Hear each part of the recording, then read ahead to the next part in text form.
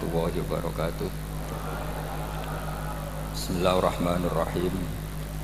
Tabarakalladzi nazzala al-furqana ala 'abdihi liyakuna lil 'alamin nadhira. Allahumma shalli wa sallim ala sayyidina maulana Muhammadin wa ala alihi wa sahbihi ajmain. Amma ba'du. Yang sangat saya hormati semua pengurus wilayah Nahdlatul Ulama Jawa Tengah, wabil khusus Ki Haji Ubaidillah Sodaqoh, teman saya juga guru saya, putra guru saya Ki Haji Abdul Ghafur Maimun. Saya mau cerita sedikit tentang sanad. Jadi buyut saya kandung itu namanya itu Hafsah. Jadi buyut saya kandung itu namanya Hafsah. Itu lahir di Damaran. Damaran itu belakang imaman Masjid Kudus, hanya sekitar 30 meter dari imaman Masjid Kudus. Itu punya bapak namanya Maksum, punya bapak namanya Soleh. Soleh itu bin Kiai Haji Asnawi Sepuh. Nah, yang Mbah Soleh saya itu, saya generasi ke-7 dari Mbah Soleh itu. Jadi pas ke-7. Kalau ke-8 itu sudah kata orang-orang kaya gitu. Kenapa kamu miskin? Generasi ke-8 katanya. Jadi Mbah Soleh Darat itu orang Jepara, orang Mayong tuh.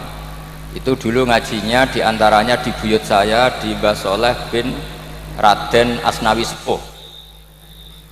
Raden Asnawi Sepuh itu cucu dari Mbah Mutamakin.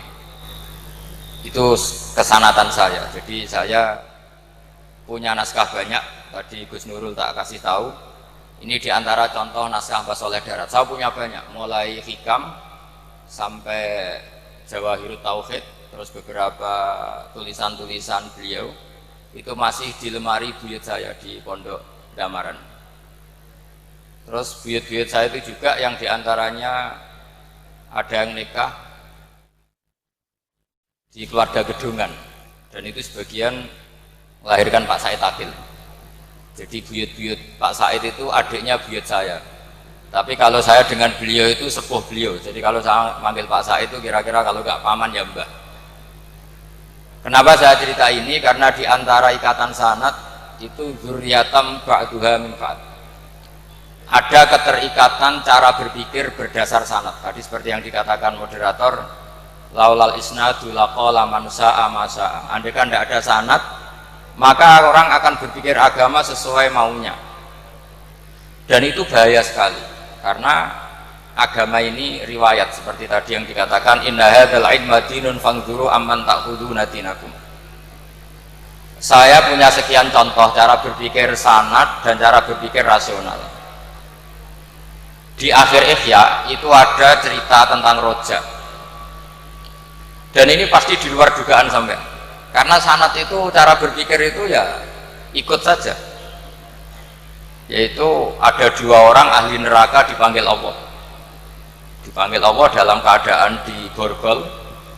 Ditanya sama Allah, enak di neraka? Jawabannya pemuda itu ya, wah Gusti ya, di neraka kok enak? Ya jelas gak enak. Ya sudah, kamu kembali lagi ke neraka. Dugaan kita kan pasti anak ini gak mau.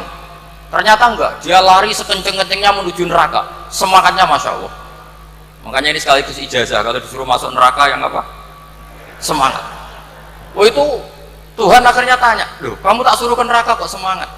Gusti, saya ini sudah kapok. Ketika di dunia kalau jenengan nyuruh sholat saya lelet, jenengan menyuruh kebaikan saya lelet.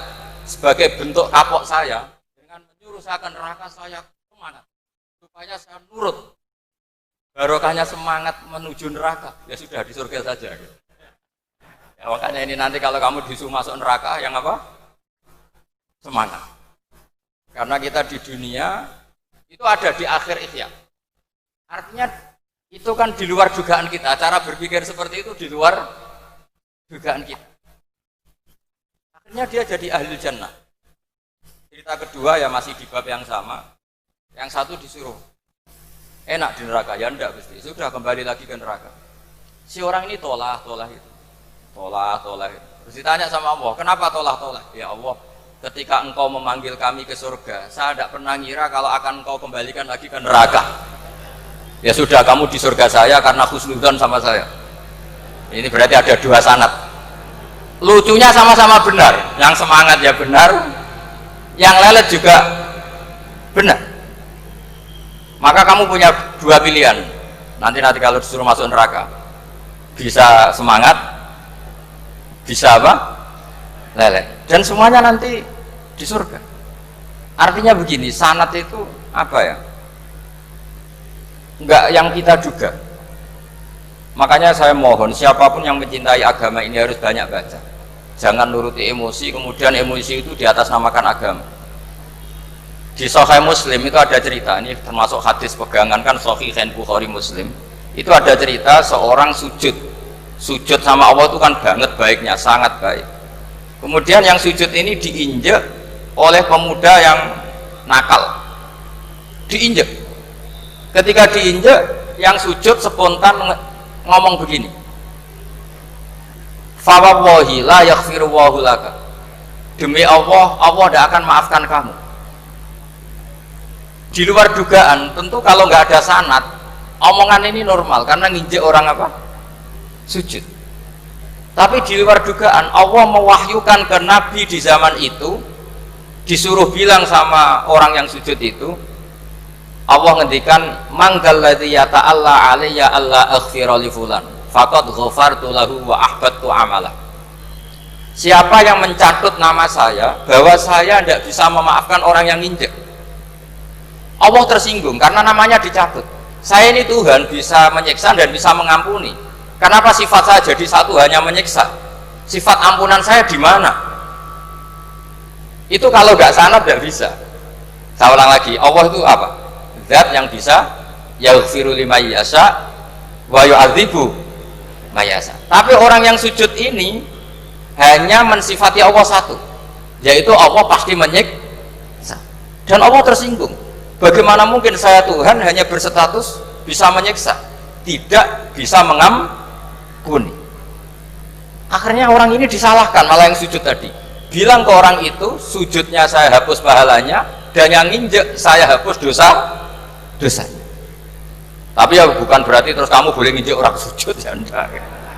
Artinya gini loh, saya hanya memperkuat moderator tadi, berpikir agama itu berdasar sanad. Kalau nuruti emosi pasti kita akan setuju Allah tidak ngampuni yang menginjak. Tapi berdasar sanad, berapa orang yang dulu melukai Nabi, bahkan punya niat membunuh Nabi, akhirnya ditobati oleh Allah Subhanahu wa ta'ala. Siapa yang nggak tahu cerita Surakoh, orang yang niatnya bunuh Nabi, ditobati Allah. Siapa yang nggak tahu cerita Khalid bin Walid, orang yang punya konsep untuk mengalahkan Nabi di perang Uhud, juga akhirnya masuk Islam dan diampuni Allah. Banyak lagi tokoh kafir yang dulu musuhi Nabi akhirnya ditobati oleh Allah. Sehingga ketika Nabi sangat marah ya dengan mereka yang kafir, malah ada ayat turun, laisa laka minal amri syai'un aw yatuba alaihim aw yu'adzibahum, bahwa wilayah mengampuni dan memaafkan itu wilayah Allah. Tentu kita secara syariat akan mengatakan yang nginjak itu salah, pasti itu. Kalau yang nginjak itu pasti salah, yang kafir pasti salah. Tapi jangan katakan kalau Allah tidak bisa menobati mereka. Lagi-lagi yang bisa mengertikan itu apa? Sanad. Kita ngaji di bab itu bahwa ada orang diinjak, ternyata Allah ketika yang sujud mengatakan wallahi la yaghfiru wallahu laka, demi Allah, Allah tidak akan maafkan kamu. Loh, mensifati Allah dengan satu sifat la yaghfiru itu Allah tersinggung karena Allah bisa yaghfir. Makanya ini penting sekali saya utarakan supaya kita ini bicara itu sesuai sanad. Karena andaikan tidak sanad, agama ini di logika, kemudian logika orang itu berbeda-beda. Maka kayak apa kacaunya agama ini? Terus yang ketiga, saya beri sekian contoh. Ini saya bawa kitab hikam yang diterjemah oleh Mbah Soleh Darat. Saya dulu pernah ngaji hikam sama banyak Gus Zofur. Cara berpikir Abul Hasan Asyadzili misalnya, umumnya orang itu kan kalau amal itu ingin diterima ya, kalau sujud ingin diterima Allah, kalau sholat ingin diterima Allah, dan kalau sangat ingin itu biasanya terus berlebihan, saking berlebihannya terus nangis minta amalnya diterima gitu. Tapi efek negatifnya gini, jangan-jangan nggak diterima, lalu kalau nggak diterima gunanya apa? Ini buruk sekali kalau mulai tanya sujud saya jangan-jangan nggak diterima, kalau nggak diterima gunanya apa? Itu menurut Abul Hasan Asyadzili itu pertanyaan dari setan. Bagaimana mungkin kita pernah menyesal atau menyesali sujud yang pernah kita lakukan untuk Allah Subhanahu wa ta'ala. Wong dadi kawulane Allah, wis dikai bumi, dikai oksigen, dikai rezeki, tahu sujud, bareng dikasih tahu Jibril, sujud kamu gak diterima. Wah, getun aku sujud be Allah. Masa sujud sama Allah getun. Maka kata Abul Hasan Asyadzili begini. Kafa bika jazaan an radiyaka laka ahlan. Cukup sebagai balasan dari Allah yang luar biasa, kamu ditakdir sujud. Woi, keren. Coba kalau kamu nanti ketemu Allah, ada orang yang sama sekali di bumi gak pernah sujud, lalu kamu ketemu Allah sujud berkali-kali, kemudian dapat kabar kalau sujud kamu gak diterima. Pantas mana kira-kira? Pantas yang pernah sujud apa pantas yang gak pernah sujud? Pantas yang pernah sujud. Jika pikirannya Abul Hasan Asyadzili, sudahlah kamu bahagia saja karena kamu ditakdir pernah sujud. Itu satu anugerah Allah yang luar biasa. Kamu nggak perlu terganggu diterima apa nggak diterima. Karena kalau kamu terganggu itu nanti lama-lama mengatakan apa gunanya sujud kalau tidak diterima. Dan itu setan menang kalau sudah ada pertanyaan apa gunanya sujud. Nah, makanya disebut min syarril waswasil khannas. Kata Abul Hasan Asyadzili, waswas di sini adalah setan ngeridu kamu supaya kamu ngeset semua ibadah kamu, jangan-jangan kamu nggak diterima. Kemudian kamu menyesali semua ibadah yang pernah kamu lakukan. Betapa buruknya kita. Wong ngamal apik kok disesali.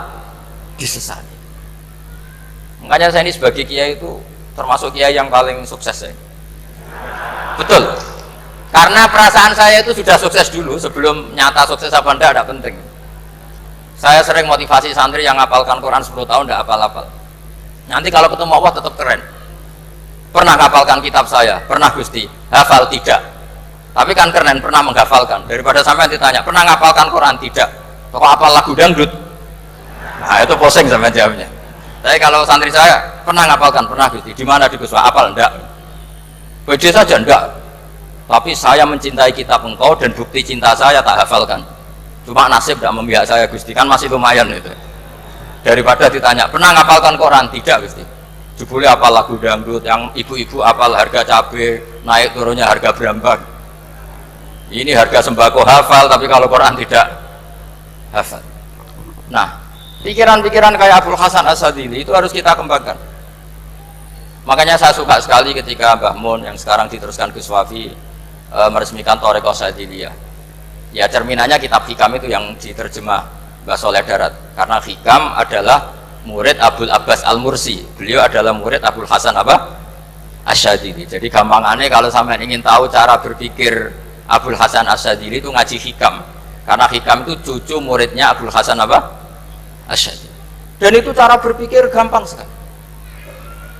Misalnya hubungan dengan Allah, ilahi kullama akhrosani lu'mi antokoni karomuka. Ya Allah, ketika saya terbungkam oleh kesalahan-kesalahan saya, sampai saya ini merasa tidak pantas minta, tidak pantas memohon sama engkau karena dosa saya banyak. Tapi kata beliau antokoni karomuka, tapi saya berani melafadzkan doa itu berdasar rahmat kamu tidak terbatas. Dan itu indah sekali kata-katanya, ilahi kullama akhrosani lu'mi antokoni karomuka. Jadi kulama akhrosa sekirane bungkam disoni ingsun apa luni sifat elek apa ngomong dari iso ucap niki ingsun apa sifat lemah ini.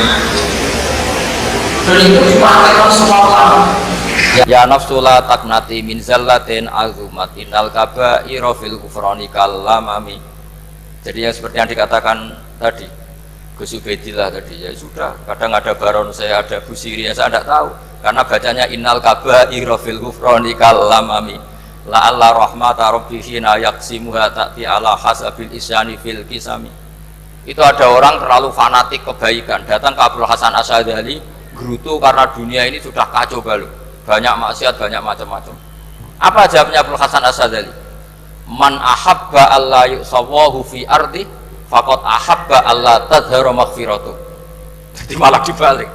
Kalau kamu ingin dunia ini steril, nggak ada apa-apa, berarti kamu tidak suka akan kelihatan maghfirahnya. Oh. Jadi sanad-sanad seperti ini harus kita jaga. Meskipun tidak kita manfaatkan untuk kepentingan fadhun nafsi, tapi kita harus kita jaga. Jika kita jadi orang itu tidak terlalu sepaneng dengan pikiran kita bahwa maksiat itu pasti mendatangkan azab. Kok kamu katakan pasti, itu buktinya apa? Maksiat itu salah, kalau salah harus istighfar. Maksiat itu salah, tapi Allah bisa saja mentobati yang maksiat kemudian jadi orang baik, karena Allah tetap bersifat yaghfiru liman yasha wa yu'adzibu may yasha. Kok kamu katakan pasti-pasti, itu sanadnya dari mana? Jadi ini pentingnya sanad ya. Jadi kita harus terus menjaga sanad ini supaya cara berpikir agama sesuai garis yang pernah ditulis oleh para ulama, yang semua itu musalsal ila Rasulillah Shallallahu Alaihi Wasallam. Terus ini mumpung ini di depan Gus Zofur juga, ini pernah tak baca di depan putra-putra beliau, di depan anak-anak. Ini nanti saya hadiahkan ke PWNU Jawa Tengah. Saya nulis kitab ini sebagai bentuk saya bahwa apa yang dilakukan Syekhina Kiai Haji Maimun Zubair semuanya itu berdasar khazanah-khazanah yang ada dalam kitab-kitab Al-Kutubil Mu'tamadah. Di antaranya ini kitab Khilyatul Aulia. Kitab Khilyatul Aulia itu kitab kesayangan Imam Ghazali. Sampai kalau baca Ihya juz 4 itu beliau memberi saran ke kita, wa alaika bimudawamati mutolaati kitabi Khilyatil Aulia wa tabaqatil asfiya. Karena Imam Ghazali fi manaqibil akhyar itu nginduk kitab Khilyatul Aulia karangannya Abu Nu'aim Al-Asfihani. Kalau di tasawuf beliau nginduk kitab namanya Qutil Qulub karangannya Abu Thalib Al-Makki. Kalau di fikih tentu beliau nginduk gurunya sendiri Imamul Haramain, yaitu Nihayatul Matlab fi Dirayatil Madhab. Ini saya beri contoh kenapa Mbah Mun, Ki Ubaidillah, semua tokoh-tokoh NU cara perilaku itu santai, rileks tapi terarah. Ini saya beri contoh. Ini riwayat dari Sufyan bin Uyainah, termasuk gurunya Imam Syafi'i. Ini halaman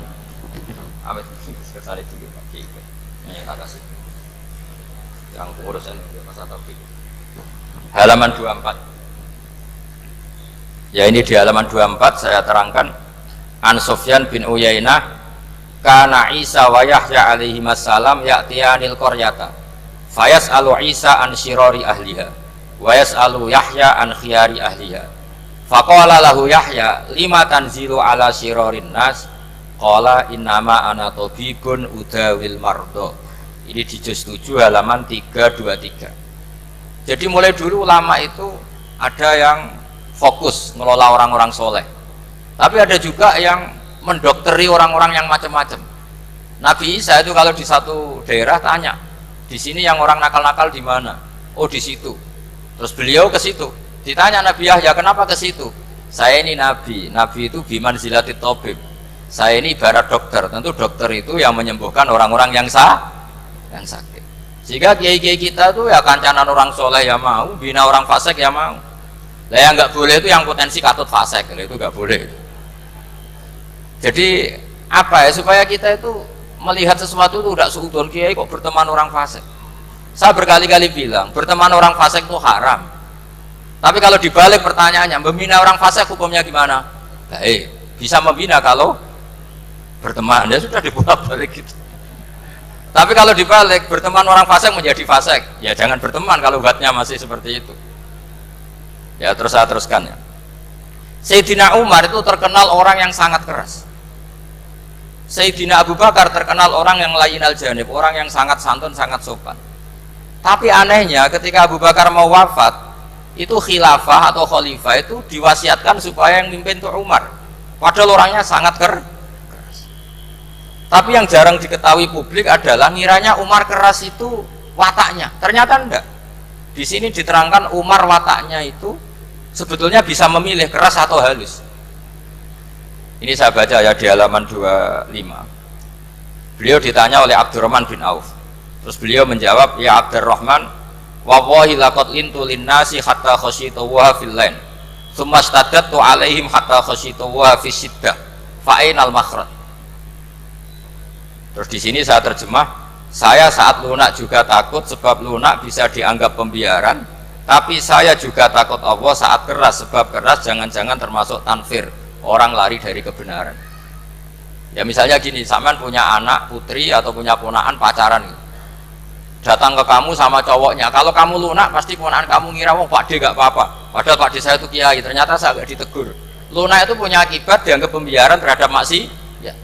Tapi kalau kamu keras, wah nak nenggonku tak wantemi watu. Kan nggak pernah ke kamu, bagaimana bina wong sowan saja gak berani. Artinya efeknya sama. Terlalu lunak ya punya efek tidak bisa bina, terlalu keras juga punya efek tidak bisa bina. Maka kata Sayyidina Umar, "Fawallahi laqad lintu linnas hatta khasyitu wa fillan." Artinya saat bersikap lunak saya takut Allah karena lunak bisa dianggap pembiaran terhadap maksiat. Tsumma statatu alaihim hatta khasyitu wa fisiddah. Ketika keras saya juga takut karena kalau terlalu keras bisa tanfir, bisa orang lari dari kiai, dari orang soleh. Makanya dalam guyonan-guyonan ulama itu ada preman jagongan di orang-orang fasik. Ditanya, kenapa kamu jagongan sama orang fasik? Kenapa tidak jagongan sama orang soleh? Habis orang solehnya marah-marah terus. Lah ini ramah. Makanya saya milih yang ramah saja. Gitu. Itu meskipun guyonan tapi pelajaran bagi kita. Karena ya memang Quran seperti itu. Walau kunta fadzun ghalidhal qalbi lan faddu min haulik fa bima rahmatin minallahi linta lahum. Terusnya itu. Jadi apa ya? Nah ini kalau nggak ada sanad nggak bisa, nggak ada sanad nggak bisa. Pasti kita berpikir sesuai keinginan kita. Maka ada ancaman yang keras, man fassaral Qur'ana bi ra'yihi falyatabawa maq'adahu minan. Jadi saya mohon sanad-sanad seperti ini kayak yang dikatakan Umar tadi. Wallahi laqad lintu linnas hatta khasyitu wa hafillan. Tsumma stadadtu alaihim hatta khasyitu wa fis syiddah. Jadi kita akui bahwa dalam lunak juga ada sekian problem, dalam keras juga ada sekian problem. Terus kita bikin satu metode, satu manhaj yang kira-kira ya sa'iqal lisyaribin atau yang lebih dikenal dengan Islam wasatiyah. Ada tawazun, ada tasamu, ada macam-macam. Ya, saya kira demikian. Assalamualaikum warahmatullahi wabarakatuh.